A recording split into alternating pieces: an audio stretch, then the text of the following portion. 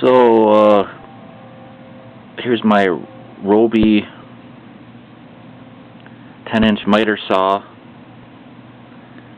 It's model TS254. So I was using it, and the saw was running on longer than it should. So when you let off the trigger, it should stop the blade. And then it wouldn't turn off at all. So the trigger on the saw wasn't working, and the saw was just staying on. So I'd say the saw is pretty fixable. I've had a few problems with this saw, and I've managed to fix all of them, which is surprising considering you usually break things and you just end up throwing what's really a perfectly good piece of equipment away because some small piece is broken. So saw is fixable. So I didn't think I'd be able to fix this one, but surprisingly I have figured out how to fix the trigger mechanism on this. So here's the motor that I took off. It takes 7 screws to remove it, and it pulls right off. So here's the trigger mechanism. It goes together like this. And here's the button that activates the motor. So you just pop it off with a small flat screwdriver. This comes off, nothing falls apart. You can see when you push it, it's two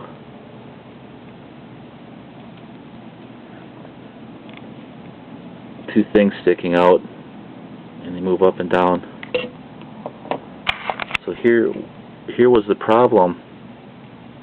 When you push the trigger, these metal pieces come into contact and activate the motor. Well, they were stuck. So I just took my small screwdriver and pushed on them both, and you could feel that they were sticking.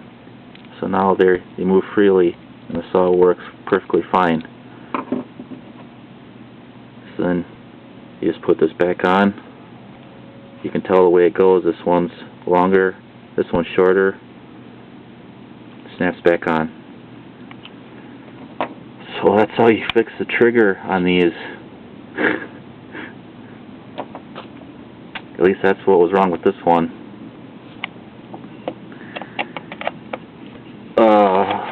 Okay. So I also had to replace a brush on this.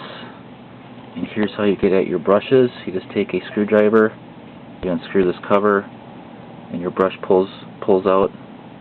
Went to the hardware store and found a brush that was close. I had to change the spring, so I bought a spring for it. The way you change the spring is that the spring comes apart at the end. You start it on the wire on the brush, and you wind the spring off, and then you wind the new spring on.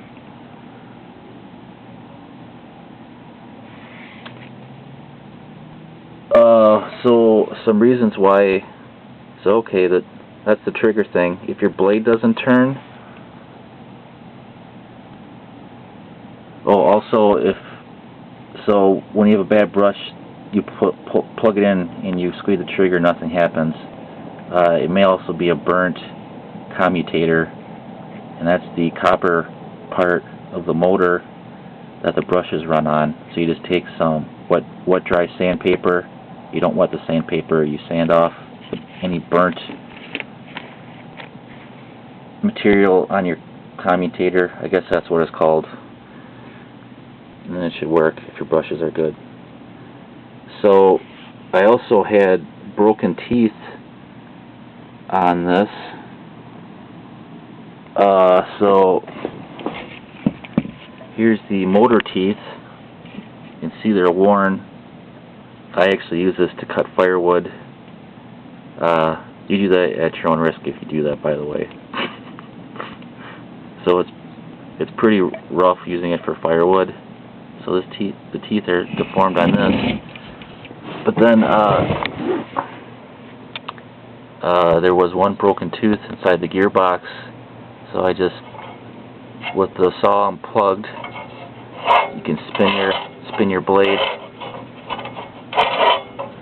So there's a broken tooth that was stuck, and it wouldn't let this move. So I just kind of shook it around. The broken tooth came loose. I cleaned it all out inside there, and put a little bit of grease in. I don't know if you can get new gears for this, but this one has one broken tooth and it works fine.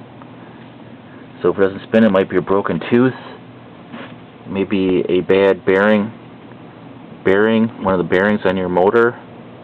This motor has two bearings. Your brushes may be welded to the rotor. So those are things that will stop the motor from turning.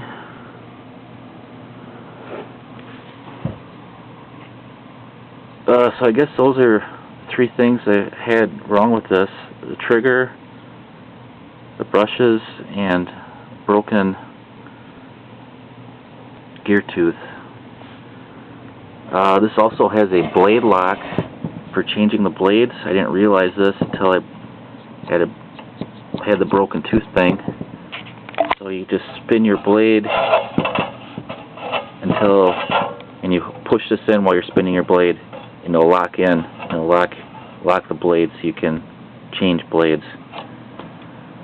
I bought this second hand. You see a lot of these without this shield on here. I would never buy one of these without this safety shield. I mean, you've got your hand and arm, the trigger's right here, right next to an open blade. Do not buy a miter saw without the safety shield. You are asking for big trouble. Alright. So just be careful with your safety tools. I'm not a big fan of power tools, especially cutting things, and I haven't been hurt by this yet, or any of my power tools, but just take a moment to make sure you're being safe. Alright, that's been my experience with my ryobi miter saw. It is fixable. Okay, thanks.